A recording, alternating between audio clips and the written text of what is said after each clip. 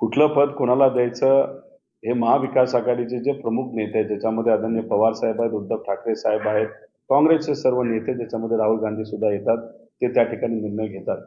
पण समजा फक्त उदाहरण म्हणून फक्त आपल्या पक्षाबद्दल जर बघायचं झालं तर आमच्याकडे खूप सारे असे नेते आहेत आणि सगळ्यात जास्त अनुभवी नेता आमच्या पक्षामध्ये म्हणजे राष्ट्रवादी शरदचंद्र पवार या पक्षामध्ये आज कोण असेल तर ते जयंत पाटील साहेब आहेत.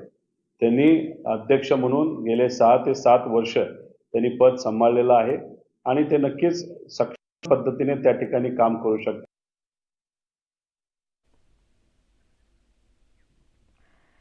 आज महाविकास आघाडीची पत्रकार परिषद हे दुपारी आणि या परिषदेपूर्वीच महाविकास आघाडीमध्ये बिघाडी झाल्याचं दिसतंय.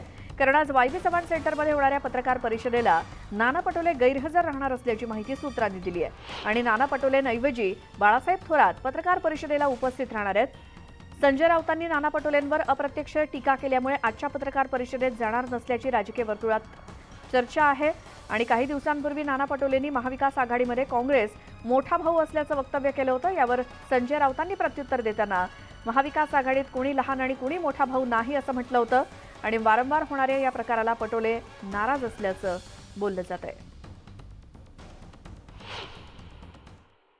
राज्याच्या जनतेचं आभार मानायसाठी आम्ही सगळे एकत्रित येणार म्हणजे ते आज वेळेवर हा प्रोग्राम तयार झाला. मी इकडे दौऱ्यावर आहे त्यामुळे आमच्याकडून आमचे माजी मुख्यमंत्री ज्येष्ठ काँग्रेसचे नेते पृथ्वीराज चव्हाण साहेब आणि आमचे CLP नेते बाळासाहेब थोरात यांना सांगितले की आपण तिथं उपस्थित राहू. आज महाविकास आघाडीची बैठक आहे. नाना पटोले प्रदेशाध्यक्ष जे आहेत ते उपस्थित राहणार नाही असं सांगितलं आहे. मला माहीत नाही, मी माहिती घेऊन सांगतो. नाही मला माहीत नाही, मला काही त्या बैठकीमध्ये निमंत्रण नाही आहे.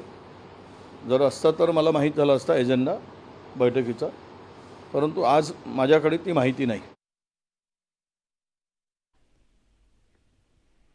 आणि आता पुढची बातमी आहे. सांगली लोकसभा